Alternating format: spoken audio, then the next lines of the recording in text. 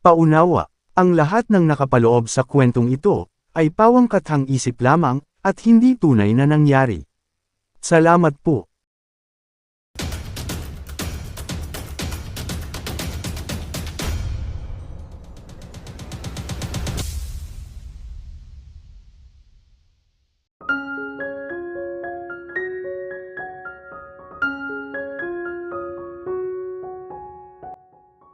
Isang bisita ang hindi inaasahan ni Angela at Diego ng araw na iyon, biglang may kumatok sa pintuan.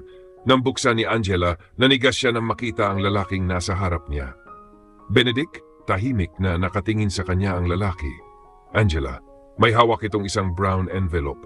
Pumasok si Benedict at agad na napansin si Nathan na nasa labas, masayang naglalaro gamit ang bagong bisikleta. Napatingin siya sa bata. Siya si Nathan? Hindi nakasagot si Angela.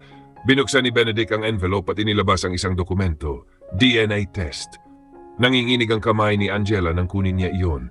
Nang mabasa niya ang resulta, tuluyan siyang napaupo. Ikaw ang ama ni Nathan, mahina niyang sabi. Tumango si Benedict. Matagal siyang nakatitig sa resulta. Sa loob ng 4 na taon, hindi ko alam na may anak ako. Napayuko si Angela. Benedict, patawarin mo ako.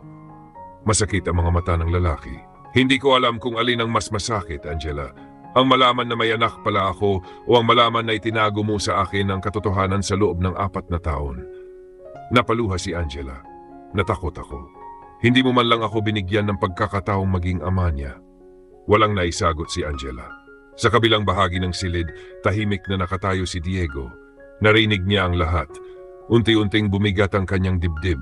Hindi niya may paliwanag ang sakit na nararamdaman niya. Mahal niya si Angela, ngunit ngayon, nalaman niyang may isang lalaking may karapatang makasama sa buhay nito at sa buhay ni Nathan. Hindi niya gustong makialam sa pagitan nilang dalawa. Maya-maya, lumapit si Benedict kay Diego. Ikaw si Diego? Tumango siya. Oo. Salamat sa pag-aalaga kay Nathan. Napatingin si Diego sa kanya. Walang anuman. Malaki ang utang na loob ko sa iyo. Umiling si Diego. Hindi mo kailangang magpasalamat. Nagkatinginan sila. Alam ni Diego na hindi niya kayang sabihin ang lahat ng nararamdaman niya. Hindi iyon ang tamang panahon. At marahil, hindi rin siya ang taong dapat manatili sa pagitan ng isang ama at ng kanyang anak. Lumabas si Diego sa bahay. Sinundan siya ni Angela. Diego, huminto ang binata. I think, kailangan ko nang umalis. Please, huwag kang umalis dahil dito. Ngumiti ng malungkot si Diego. Hindi ako galit sa iyo, Angela. Pero, mas mabuti sigurong bigyan kita ng panahon. Napaluha si Angela. Diego, hindi ko naman ginustong saktan ka. Alam ko. Saglit siyang tumingin sa loob ng bahay. Nandoon si Nathan, masayang naglalaro. Pagkatapos ay muli siyang tumingin kay Angela. Alagaan mo siya. Alagaan mo rin ang sarili mo. Tumango si Angela habang pinipigilan ang luha. Salamat sa lahat. Tumalikod si Diego. Bawat hakbang niya palayo ay parang may unti-unting pumupunit sa kanyang puso.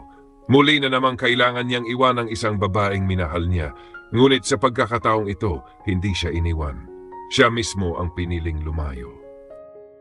Makalipas ang 1 linggo, tuluyan nang nag-resign si Angela bilang account secretary ng farm. Maaga siyang nagpunta sa opisina ni Diego upang personal na magpaalam. Sir Diego, napatingin ang lalaki mula sa mga dokumentong hawak niya. Angela. Inilapag ni Angela ang isang folder sa kanyang mesa. Ito na po ang turnover ng mga accounts at dokumento. Simula ngayon, hindi na po ako makakapasok. Tahimik na tiningnan ni Diego ang folder. Sigurado ka na? Tumango si Angela. Opo. Sandaling natahimik ang dalawa. Sa loob ng 1 taon, naging bahagi na ng araw-araw na buhay ni Diego si Angela. Naging malapit din siya kay Nathan. Salamat sa lahat, sabi ni Angela. Hindi ko makakalimutan ang lahat ng ginawa mo para sa akin at kay Nathan. Ngumiti ng bahagya si Diego, walang anuman. At salamat dahil hindi mo ako sinisi. Hindi kita kailangang sisihin. Napaluha si Angela.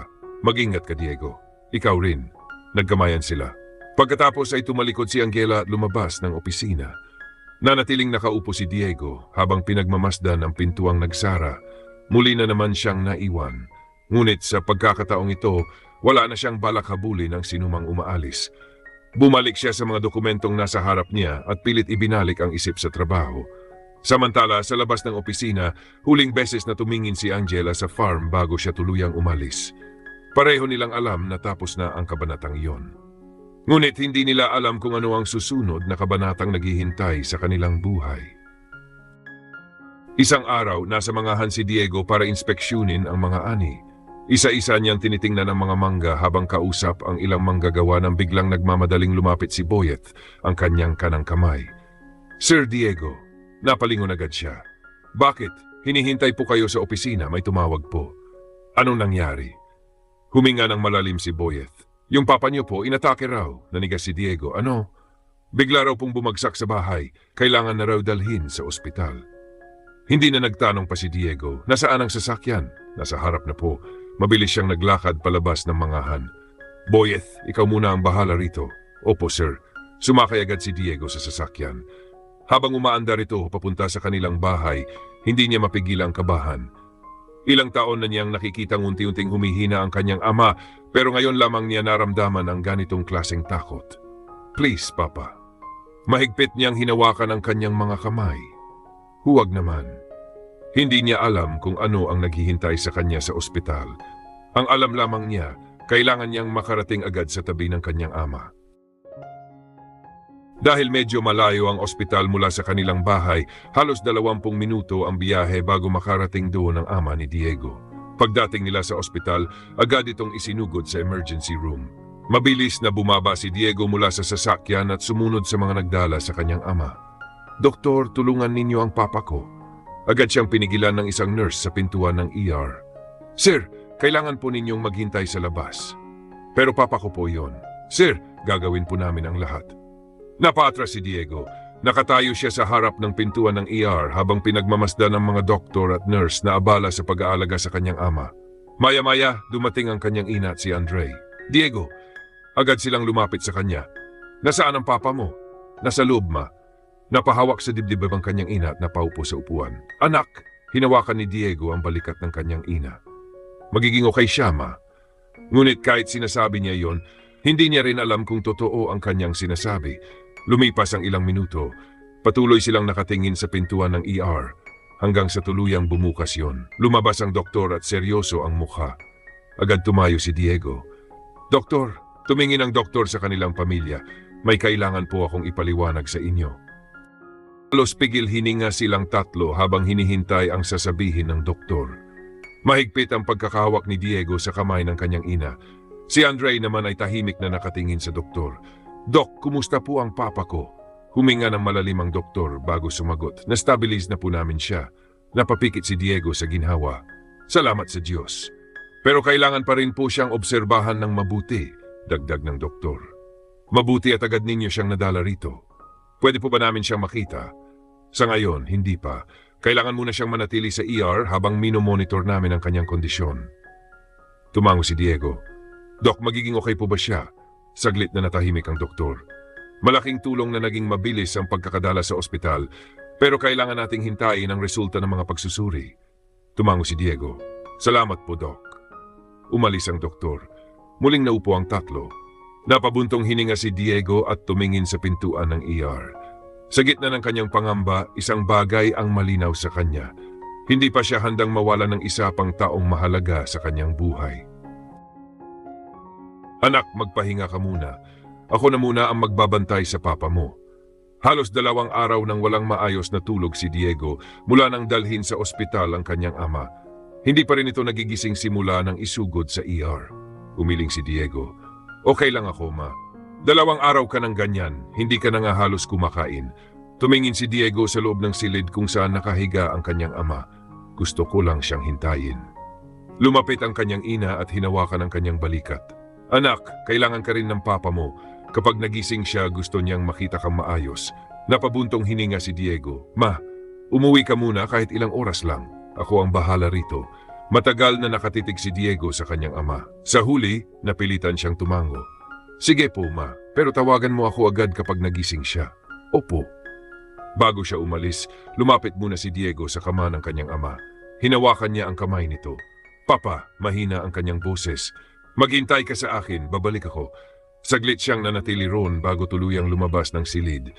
Ngunit hindi niya alam na habang naglakad siya papalayo, unti-unti nang gumalaw ang mga daliri ng kanyang ama.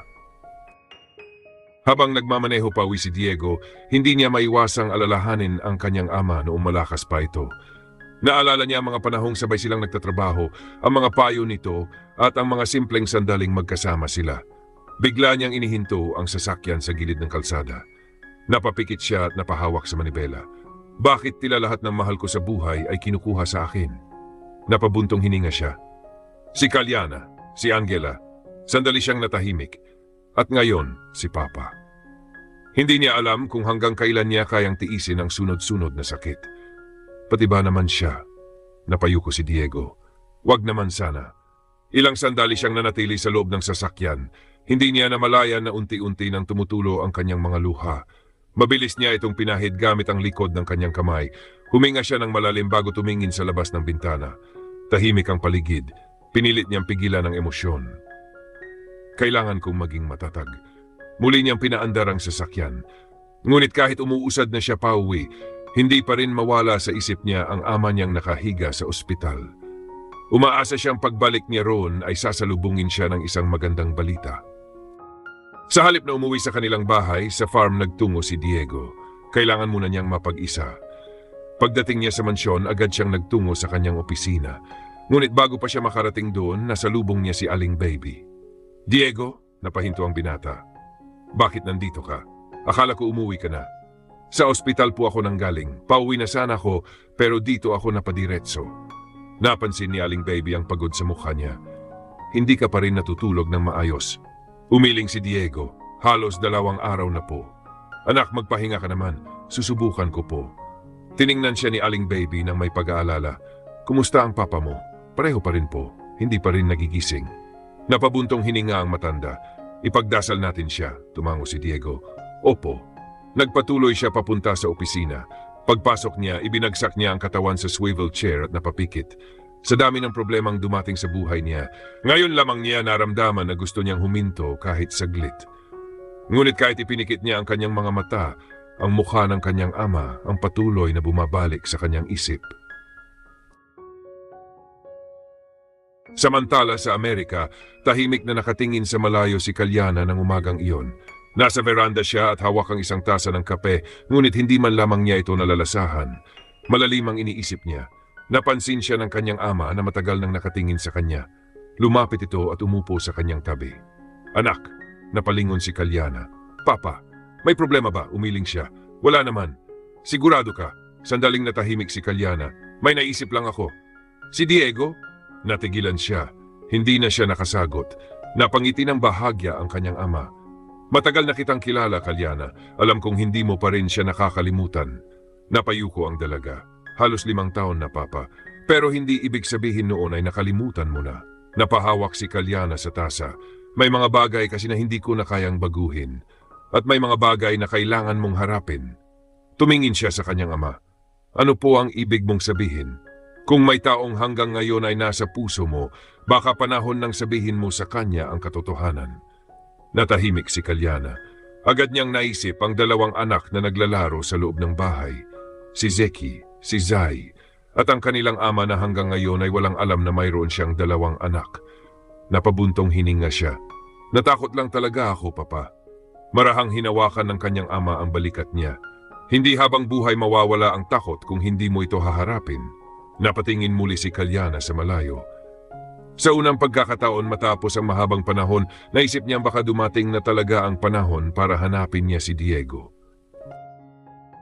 Ngumiti ang kanyang ama at marahang tinapik siya sa balikat. Panahon na, Kalyana. Napatingin siya rito. Panahon na para malaman ni Diego ang tungkol sa kambal. Natahimik si Kalyana. Ilang taon niyang iningatan ang katotohanan iyon, ngunit ngayon ay tila wala na siyang dahilan para patuloy itong itago.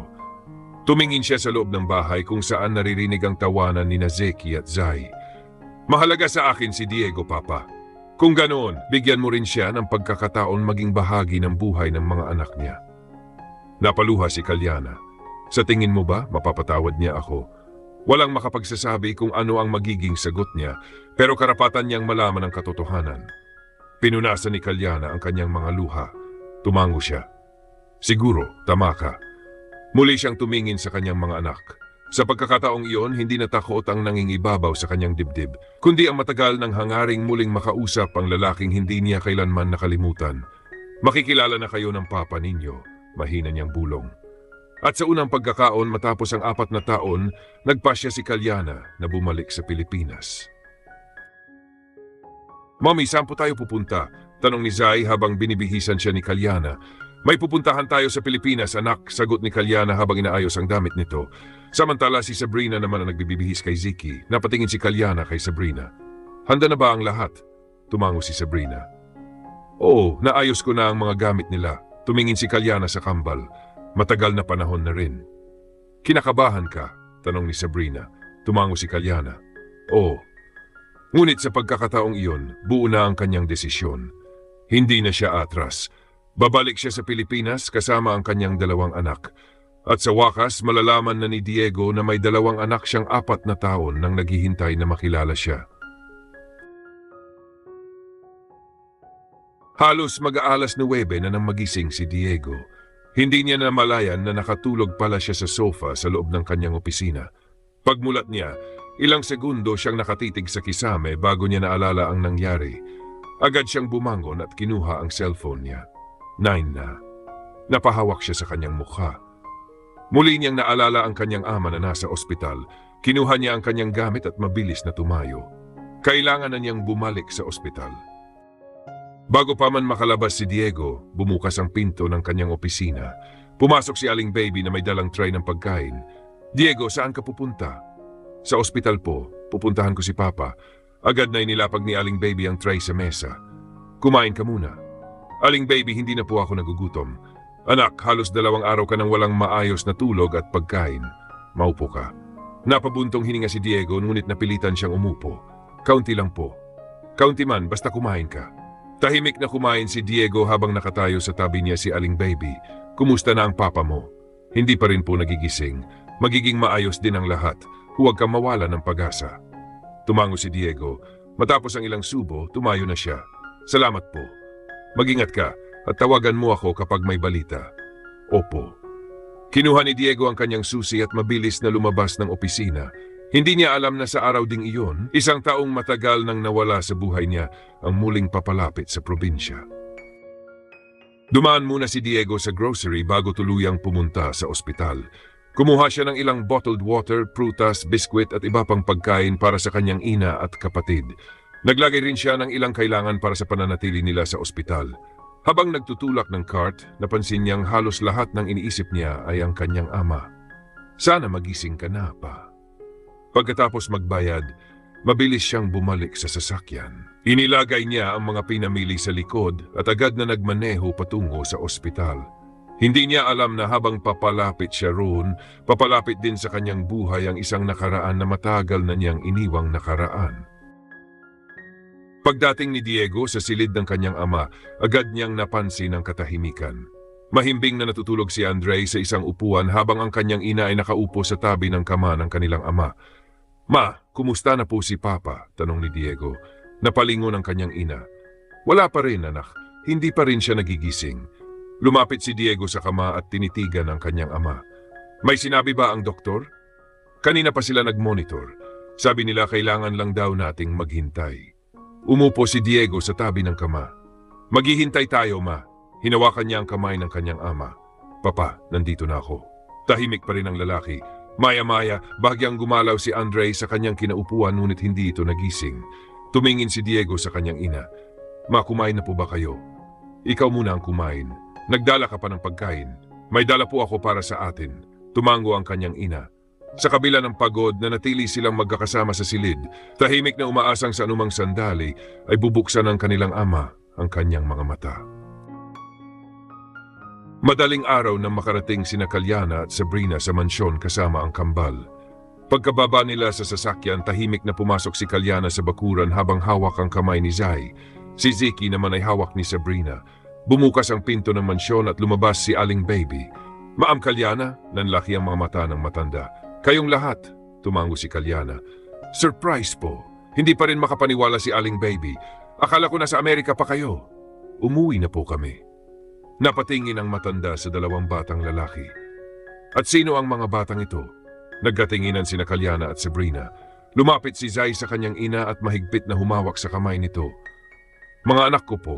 Lalong nagulat si Aling Baby. Mga anak, tumango si Kalyana. Maggambal sila. Napatingin si Aling Baby sa dalawang bata. Napakagandang bata, ngumiti si Ziki. Hello po! Hello anak! Hindi alam ni Aling Baby na ang dalawang batang nasa harap niya ay may dugong fuentes na hindi niya kailanman nalaman. Muling tumingin si Kalyana sa loob ng mansyon. Aling Baby, may tao pa ba rito? Wala si Diego, nasa ospital. Agad nagbago ang mukha ni Kalyana. Si Diego? Tumango ang matanda. Na ospital ang papa niya, ilang araw na roon. Napahigpit ang hawak ni Kalyana sa kamay ni Zai. Hindi niya inaasahang ganoon ang unang balitang maririnig niya pagbalik sa Pilipinas. Okay lang po ba ang papa niya? Hindi pa rin nagigising. Napayuko si Kalyana. Sa unang araw ng kanyang pagbabalik, bago pa man niya may harap ang kanyang mga anak kay Diego, muli na namang nagdala ang buhay ng isang pagsubok sa kanilang lahat. Nang may pasok nila ang mga gamit sa mansyon, agad na inasikaso ni Kalyana ang kambal. Halika na, Ziki. Ikaw rin, Zai. Maglinis muna tayo bago matulog. Tahimik na sumunod ang dalawa.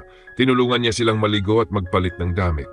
Matapos iyon, isa-isang nahiga ang kambal sa kama. Lumapit si Kalyana kay Sabrina. Sabrina, ikaw muna ang bahala sa kambal. Saan ka pupunta? Pupunta ako sa ospital. Sa papa ni Diego. Tumango si Kalyana. Gusto ko siyang dalawin. Matagal ko siyang nakilala at naging mabuti rin siya sa akin. Tumango si Sabrina. Sige, ako na ang bahala rito. Bago lumabas, hinalikan muna ni Kalyana sa noo ang kambal. Matulog kayong mabuti, ha? Good night, mommy, sabay na sabi ng dalawa. Ngumiti si Kalyana. Good night, mga anak. Kinuha niya ang kanyang bag at tahimik na lumabas ng mansyon. Sa unang pagkakataon, matapos ang halos 5 taon, papunta siya sa isang lugar kung saan maaring makita niya ang lalaking matagal niyang iniiwasang harapin, si Diego. Kinakabahan, natatakot at sabik si Kalyana habang binabagtas niya ang daan patungo sa ospital. Mahigpit ang pagkakahawak niya sa manibela. Ilang taon niyang inisip ang araw na muli silang magkikita ni Diego. Ngayon, hindi na niya alam kung paano siya haharap sa lalaki. Ano kaya magiging reaksyon niya kapag nakita niya ako? Napabuntong hininga siya. Alam niyang hindi magiging madali ang lahat. Umalis siya noon nang walang paalam. Iniwan niya si Diego nang walang paliwanag at hindi sinabi ang pinakamahalagang bagay na dapat nitong malaman. At ngayon babalik siya sa buhay nito kasama ang 2 anak nila. Pinunasan niya ang luhang biglang namuo sa kanyang mga mata. Diego, mahina niyang sambit. Pagbigyan mo sana akong magpaliwanag. Ilang minuto pa ang lumipas bago niya tuluyang makita ang gusali ng ospital. Bumagal ang takbo ng sasakyan niya. Huminga siya ng malalim. Sa pagkakataong iyon, wala na siyang balak tumakas. Handa na siyang harapin si Diego. At handa na rin siyang sabihin ang katotohanang 4 na taon niyang itinago. Pagkaparada ni Kalyana ng sasakyan sa parking ng ospital, agad siyang bumaba at naglakad patungo sa entrance.